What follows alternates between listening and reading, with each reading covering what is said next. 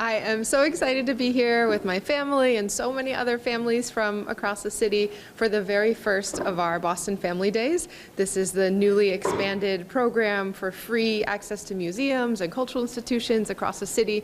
And so we have now 9 museums included in that: Art Museum, Science, Children's Museum, the Zoo, the Aquarium, and one of the 3 new additions to the program is the Isabella Stewart Gardner Museum. So I'm so excited to be here, and I know that for many families in our Boston Public Schools and across all the schools in the city, this is a real treat. It's also the day before we go back to school for BPS, so I know for us it's a big relief to have something to do with the kids today for free as well. But I wanted to hand it over to the incredible Peggy Fogelman to say a bit more. Thank you so much, Mayor Wu. We're very excited at this expansion of. Thank you. We're so excited at this expansion of what was BPS Sundays and now Boston Family Days, and it's a wonderful way for students and their adult caregivers to access art and enjoy experiences together here at the Gardner Museum. Okay. Mayor, could you give us just a little refresher on how the city's paying for this, especially in the light of the whole tax situation? Yeah, this is an incredible example of a public-private partnership. The cultural institutions have really gone above and beyond in opening their doors, as they have for many, many decades, but doing it in a really coordinated way with a structured program. And so the city is putting some public funds in, and then we have a number of corporate and philanthropic partners as well that have made this possible. So that means that every single student going to school in Boston can bring up to 2 family members, adults, loved ones, or friends along with them the first and second Sundays of each month to these institutions. And we have so far in the first part of the program that had run as the pilot, more than 44,000 students and their families came, and a huge proportion reported that it was their very first time having these experiences right in the city that they've grown up in. Okay.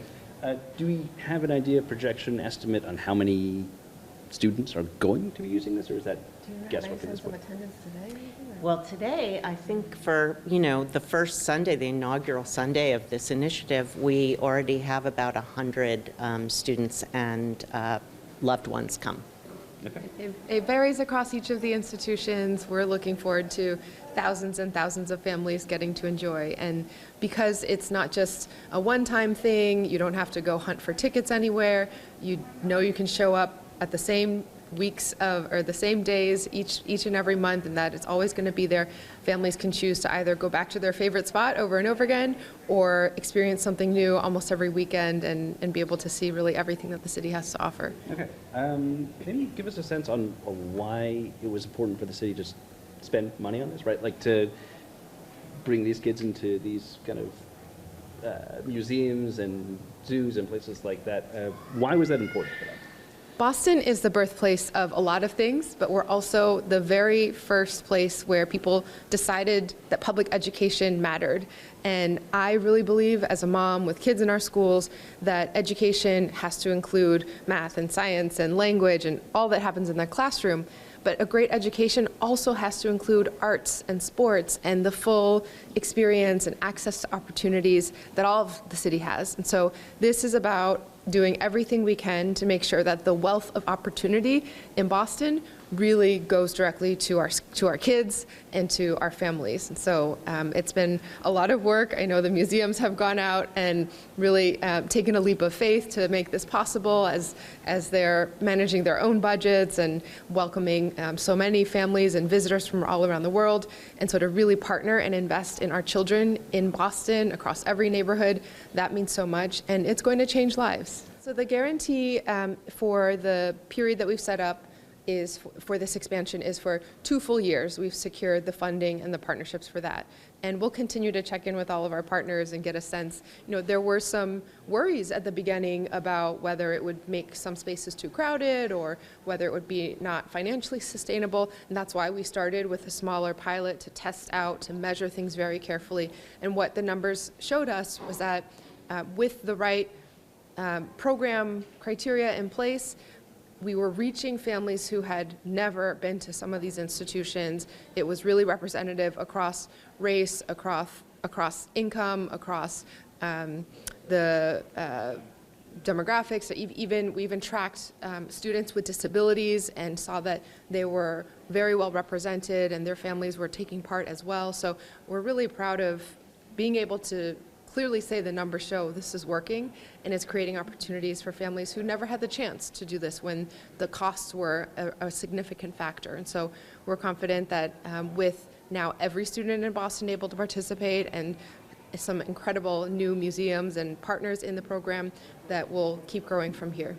Last question. And I wanted to make sure that Councillor Durkin got to weigh in as well since her district. I just wanted to say I'm so excited, and particularly just want to thank the Isabella Stewart Gardner Museum for being part of this program. I know we're not allowed to have favorites, but I have to say, like, I love this museum. This is my favorite museum to go to in Boston, and the fact that it's going to be open to all students is incredible. Just want to thank the vision of the mayor, starting this as a pilot for BPS students and now expanding it to all students in Boston means that everyone's going to get to take part in the fun, the learning, and everything that every student in Boston deserves. Awesome. Can I say one thing? Yeah, please do. I just want to applaud the mayor because, to my mind, there is no such thing as equity without cultural equity, and I think that's what we're all striving for in this city, and I'm very proud that the Gardner and the mayor's office is partnering on this initiative. Cool. When you have kids in the community that to get this chance that sometimes it doesn't cross the parents' mind to be like, you know what, let's go to the museum today.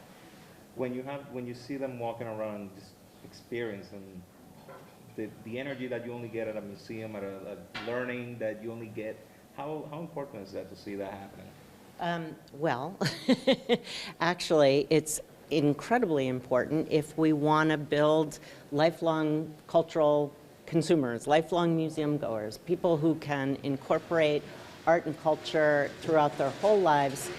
One of the most predictive factors in that is a shared family experience. So when kids and their friends and adults can experience the museum together, it's memorable and meaningful enough that they'll want to keep doing that their whole lives. So it's really, it's not just for now, it's really for the future too. Can I add one thing on that point too? One part that, oh, sorry, okay. Sorry, I take up so much room. There we go. One part that has really stuck out to me, this is about learning, whether it's art or science or the natural world, but as Peggy was just saying, this is also about creating memories that are going to last a lifetime for families and friends and the community to have these experiences together. We have heard so many stories of multiple generations of a family, 3-4 generations coming to have a special day together, or an entire youth football team getting a bus and just having everyone meet up to go to the MFA, or parents coordinating so that the entire class can go have a play date together because they know that nobody's going to have to worry about how to pay for it. This is creating so many additional opportunities and experiences for people to come together and really be part of the same family across all of Boston. I mean, I think it's a great idea. I've said in the past that I think museums should be free, or at least have free days. I think it's important for people of all ages and socioeconomic statuses to be able to experience these types of things. So being able to come and learn about something new, even if it's not something that necessarily interests them right off the bat, would be a great exposure for anybody. So I think it's a great idea. I think it's amazing. I think one of the benefits of living in Boston is that there's amazing museums, and especially like the Gardner Museum, which is such a rare, I think, spot to have a personal collection like this. I think it's amazing to have access. I think it's $22 an adult, you know, so like the fact that we can bring our kids and not have to be saddled with that, make that hard decision about what to do on the weekends, amazing. So I know, like, we have a lot of families who cannot afford to come to a museum just because of financial reasons, but this making them free is making it more inclusive. Art will become more accessible to people, like, you know, who cannot afford to see it otherwise, so they can come and appreciate it more, learn about it more. And I feel like we should do more activities like that that includes everybody from the society. So people may know that Isabella Stewart Gardner left this museum for the enjoyment and education of the public forever, and so we're so happy to be extending that mission through Boston Family Days. This is the inaugural Sunday at the Gardner Museum.